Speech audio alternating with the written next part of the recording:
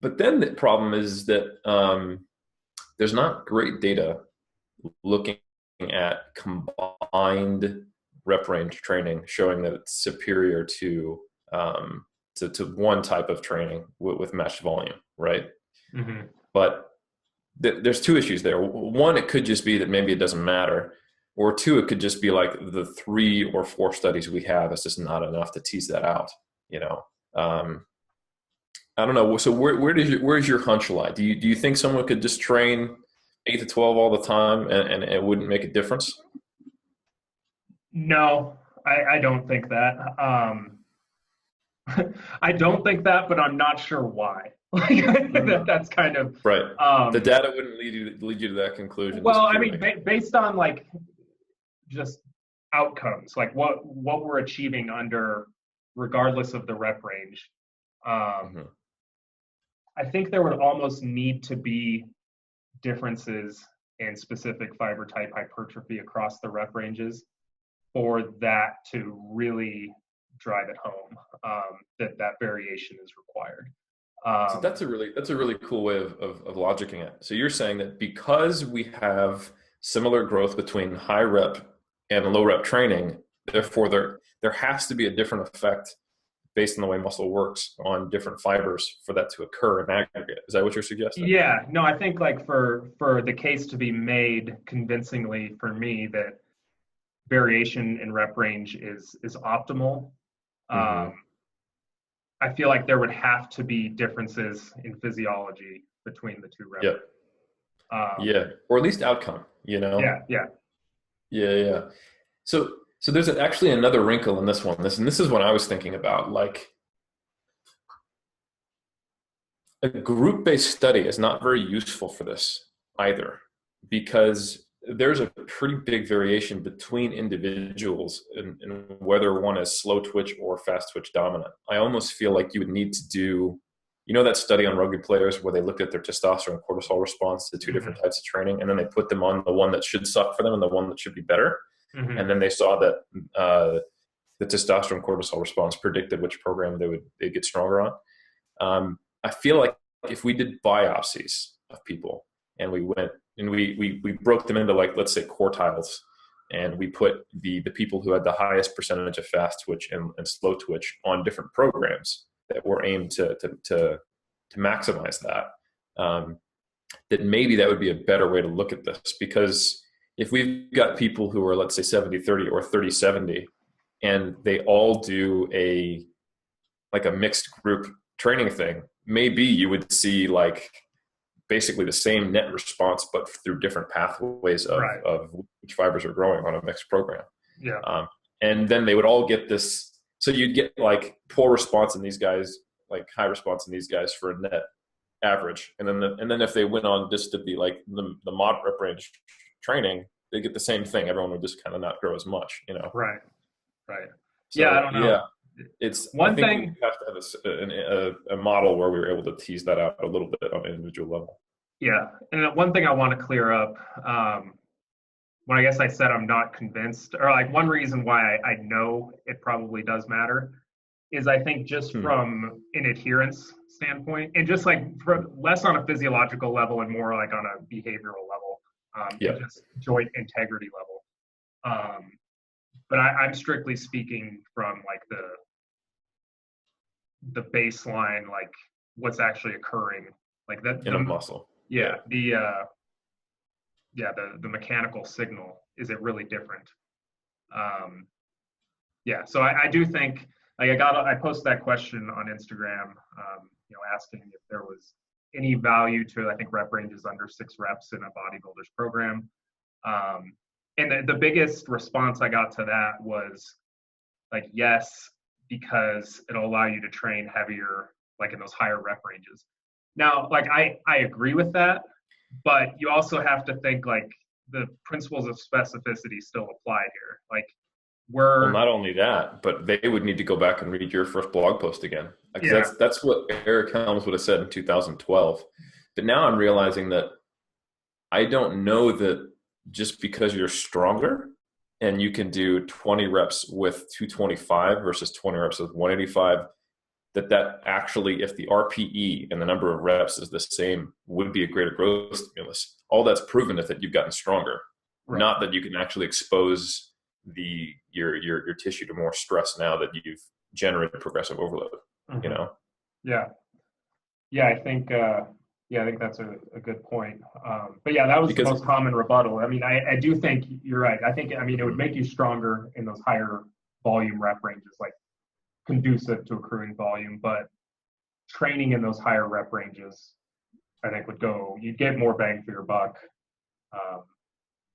in that regard, because you're training that specific rep range to begin with. And I've had this argument with people, which is funny because I've been like one of the champions of you got to get stronger as a bodybuilder thing.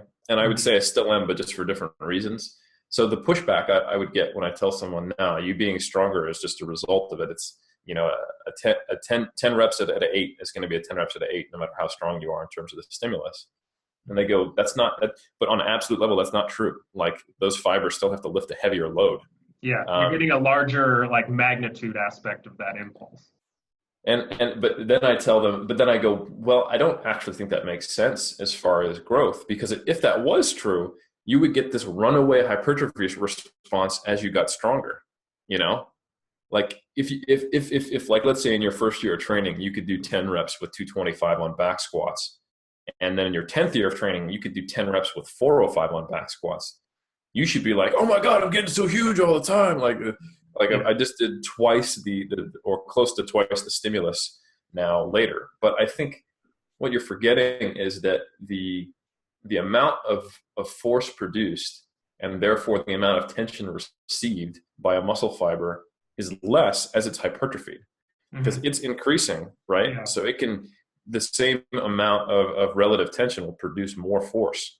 So I think that you basically, your strength is a byproduct, you know, of your growth in some ways. Mm-hmm. So yeah, I actually don't think that's true. That as you get stronger with heavier loads, it allows your light load training to be more effective. I think that might be true for like 3 months to 6 months of your first training, where like you're a novice and you're so weak, but this is more neuromuscular, that you can't actually expose your muscles to an effective training stimulus. Like you can't really get hurt unless you do something ridiculous early on, you know. This is proven by all of the old people in the gym you see, like putting themselves into crazy positions on a lat pull down and not and they're like they're 85 and you're like, oh my God, if I did that, my shoulder popped through my clavicle, you know. So yeah, for sure. So I guess for me, the arguments for using more than one repetition range in your training are, like you said, enjoyment and adherence, and then also maybe managing monotony and strain, you know. Mm-hmm. So basically that there is actually some inherent value in varying your training stress. Right. And it's almost like different stresses, because like a 20 rep set kind of sucks on certain movements. Right. But it's certainly not going to leave your joints feeling beat up like a heavy 5 rep set on those same movements. Exactly. Yeah. Would you agree with that? Oh, absolutely. I think just the variation in terms of your ability, like if you stuck to the same rep range, I think you would eventually have like residual repercussions that would, you would almost need to go lighter to a higher rep range in order to, maintain a stimulus while giving your joints just a break. So yeah, I think that goes, like the longevity and behavioral side of it, I think is the biggest reasons for me. One thing that's interesting to me is just and I think Mike Israetel could be somebody who'd be good to talk to about this. And I'm not sure where his stance on this is, but the aspect of variation is preventing like anabolic resistance. Anabolic resistance, yeah, that's the term I'm looking for. But mechanistically, like I'm not like I want to like take that apart and understand why that is. Yeah, I agree with that. Like you, I agree with that in principle, that you need some level of change in a stimulus to keep it going. And, you know, But is the change enough? Like, is increasing the load or doing another rep? Is that enough change? You know, like, is there absolutely. like what about what's occurring to prevent you from continuing to progress within a rep range? Right. Like, Yeah. I'm And not sure. yeah, that's a good question. And I always kind of go back to, like, hypertrophy itself it isn't the only pathway to strength, you know, and Mm-hmm. it's not even really a direct adaptation to your training. So it makes me wonder, like, do you get anabolic resistance in that way to the type of training bodybuilders do that already has some inherent variation? I maybe if you did, I'm only going to do tens, period, Mm-hmm. and I'm only going to do these 6 exercises, period, or the single exercise we want to talk about, like from a study design perspective. Then maybe he is right. I of course I believe that anabolic resistance or any kind of stimulus stagnation occurs. You know, is Mm-hmm. probably how I would put it. That sounds neat. Make a book, stimulus Stimulus, stagnation. Yeah. stimulus stagnation. I think that SS7. happens.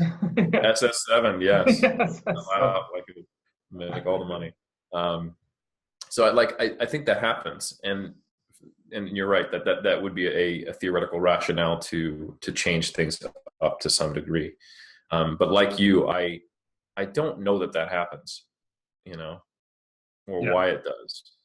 One way that speaking of doing, like, you know, high rep sets only or low rep sets only, you blew my mind with one of your I think your second blog post where you basically, and this is one of those things, like you're like, I don't know why I didn't think of that. Mm-hmm. It's easier to add a rep to a high rep set than it is a low load set, Right. because just mathematically, like if I want to go from 4 reps to 5 reps, I have to be like basically Okay. 20% stronger, Yeah. you know. But if I want to go from, you know, like 20 reps to 21 reps, I only have to be like 5% stronger, Yeah. you know, Yeah. which is way And that, different. and it can make the difference between like achieving an overload or just staying the Hmm. same. Um, or yeah, or it's even like just seeing that there is an overload still occurring, you exactly, know. exactly. Yeah, yeah, Yeah, it's like the fractional plates of reps. It's like exactly. it's like I've had, um, it's like like a female athlete that's sort of stuck in that mid 100s range on their bench. Like oftentimes it just takes increasing their rep ranges or using Hmm. fractional plates to get through it. Otherwise, you can just kind of spin your wheels. It's like you might move that last rep a bit faster. Um, but if anything, kind of to your point, which is interesting, it's like if you're doing them at a faster velocity, like it shows you're like getting a little bit stronger, Hmm. but then the total tension would be less. Yeah, yeah. So it's like you're it's an interesting thing to think about. It's like, okay, well, I could be progressing but getting less of a continued stimulus. um, Yeah, progression is the reason why progression stops, which I think is really interesting to yeah, think of. It's a different way of looking at it. I think yeah, I agree with that. um, so I think we're both on the same page of from a adherence standpoint and a practicality standpoint. It's variation makes a lot of sense. Yep. But like, I guess that's like, if you look at like a DUP model across the week with a hypertrophy, like a 12-10-8 undulation Mm-hmm. pattern, it's like, are you really getting anything different across those days? And like, I'm not sure you are. I Yeah. think you're getting stronger. Like, I think if you were to test your 8 rep max at the end of it, it would be better if you did a 12-10-8 versus a 12-12-12. Hmm. But yeah, I don't know. I think one area where I'm really interested is with that I want to do more reading on is like how much intensity work is really required to maximally express strength. Because like Yeah. if you Could can could a si- train, could a single to a seven be enough? You know. yeah, and I think that's something like with a whole, like looking at an entire training cycle, um, like across an entire year. It's like, could you spend all, like, say you only did nationals to nationals each year, like, could you spend all but 7 weeks of that process, below 70% on average? And I Mm-hmm. mean, and that kind of goes back, like one of the questions I asked last week on my Instagram was like, okay, what bottlenecks in a practical sense, like what bottlenecks progress the most? Is it joint integrity and injury, or is it like, fuck, I can't get enough tonnage? It's like that's Yeah. never really the case. Yeah. So it's usually people just get banged up. So Mm-hmm. I think it's important. I think for me, I'm trying, because I don't plan on competing until nationals if I compete at all, um, in a meet, and I'm really sort of seeing what I can get away with in terms of minimizing the amount of heavy exposure, or like at these developmental stages of a meet prep, like outside of just reminding yourself that you're strong occasionally, like do you really need to have like a heavy day at all?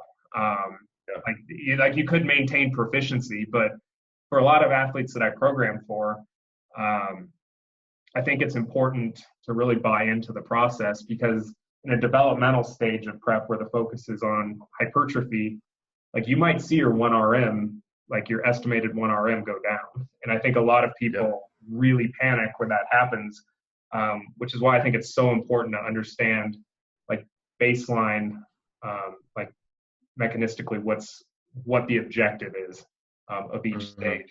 And I think, and how each of those phases has like a residual impact on the next. So one thing I'm trying with my own training is just seeing like how little I can get away with heavy work for these hypertrophy emphasized stages. And it is hard. I think psychologically it's hard because I still include them when I program for people. Like a volume block would still probably include like if I did like a DUP model would include like a 4 rep day or something like that, or a top Mm-hmm. set followed by some volume. But I'm not even sure that's necessary. And I think the more advanced, if I had to guess, Yeah. the more advanced an athlete becomes, like I could take probably a year off from squatting and then within 3 weeks, be fine. Like in terms of just the actual feeling, like I wouldn't feel lost in the movement. It's sort of like riding a bike in a sense. No, I think neurologically that there is a training effect that occurs there in terms of, um, the ability to recruit and like the firing rates of those motor neurons. But I guess, yeah, long-winded. I'm just trying to see like what is the minimal amount you really even need to optimize that outcome. So I have like three or four thoughts on that, or about that you stimulated. So the first one is that while we kind of summarized with, hey, whether or not we get preferential fiber growth from different rep ranges or not, it probably makes sense to vary things. How you vary things might be different depending on which that is, whether we do get preferential fiber growth or whether we just need variation. Because you could do exactly what you said. You could have a 15, 12, 10 for always, Mm-hmm. and that would be enough to get the variation. And if Yeah. it didn't matter as from a fiber type perspective, then you wouldn't be losing out.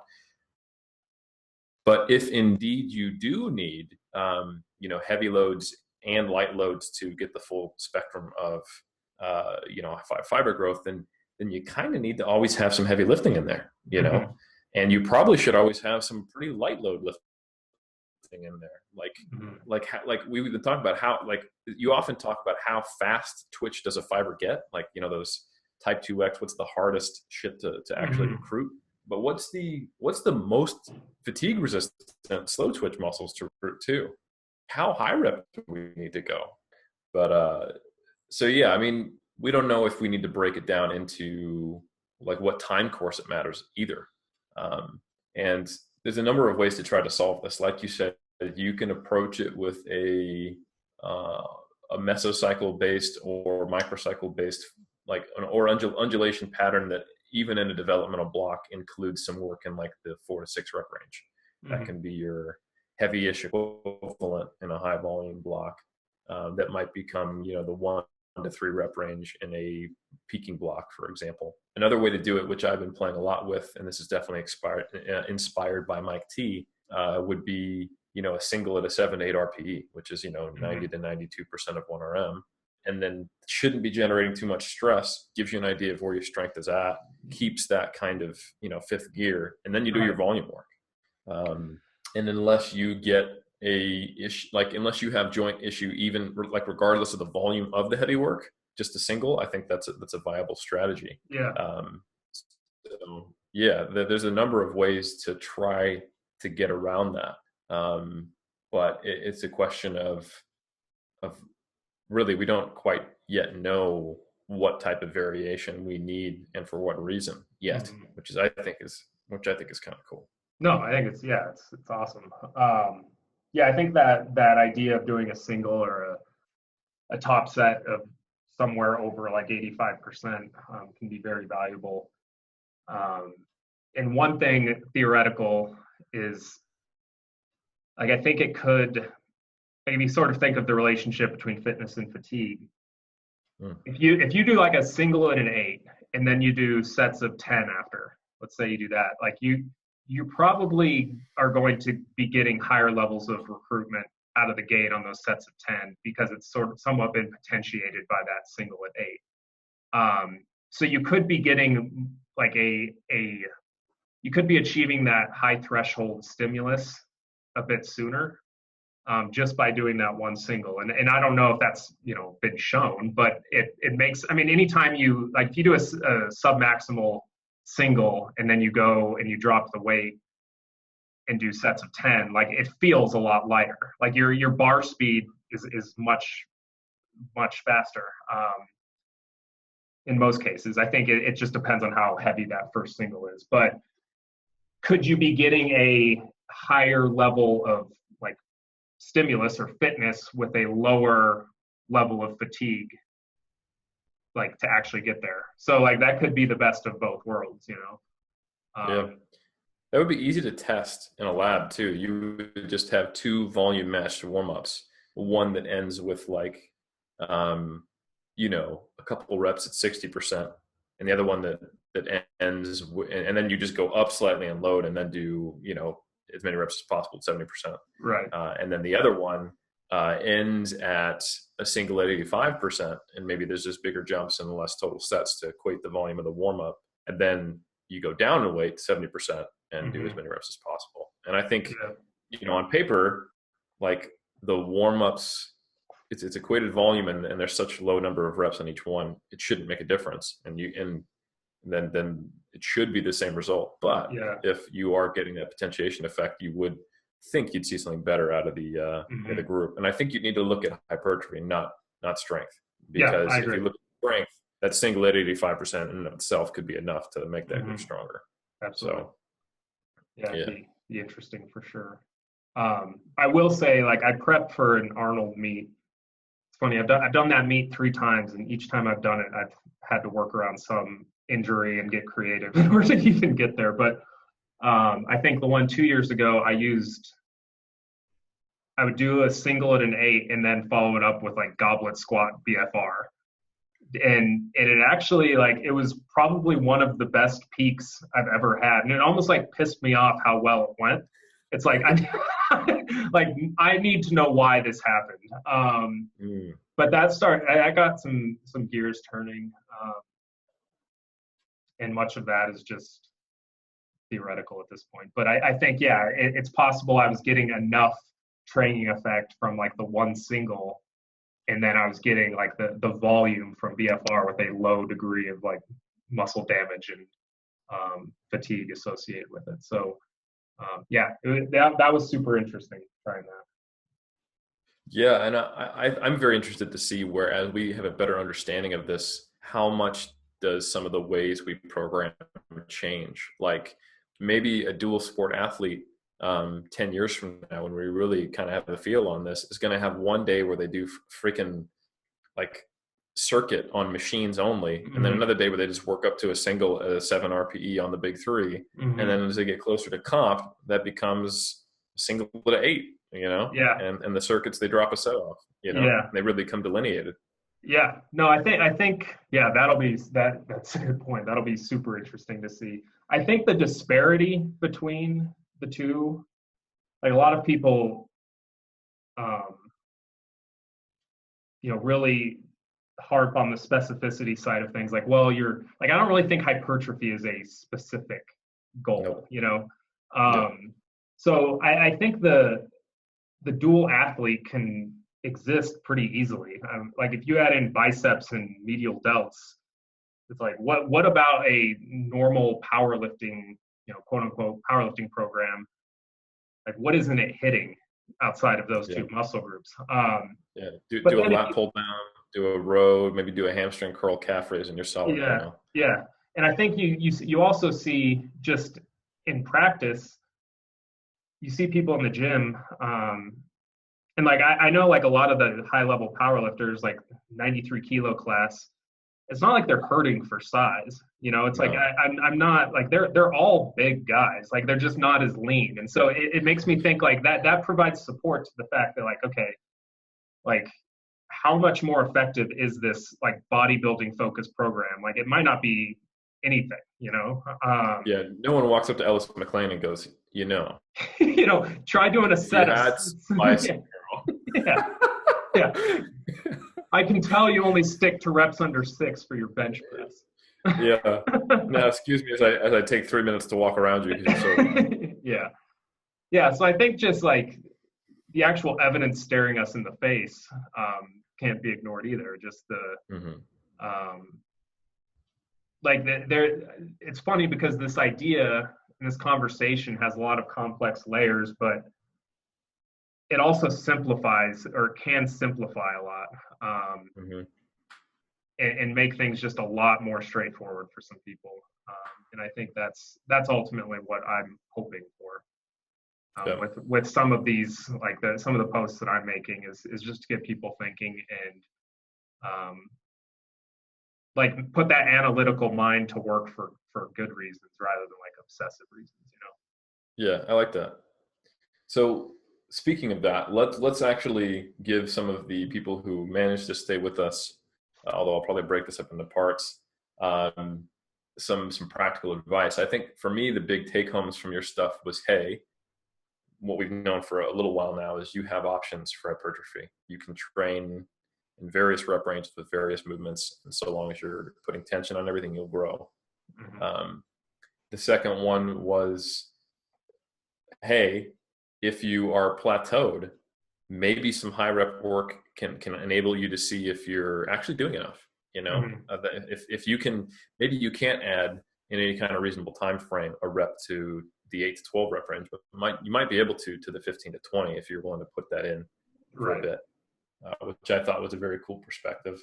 And then I guess the final take home from what we discussed is it probably makes sense to train with heavy, moderate, and light loads, but there's a lot of ways to distribute it right now because we don't know enough. That could be mesocycles, that could be microcycles, or that could literally be within the same training session.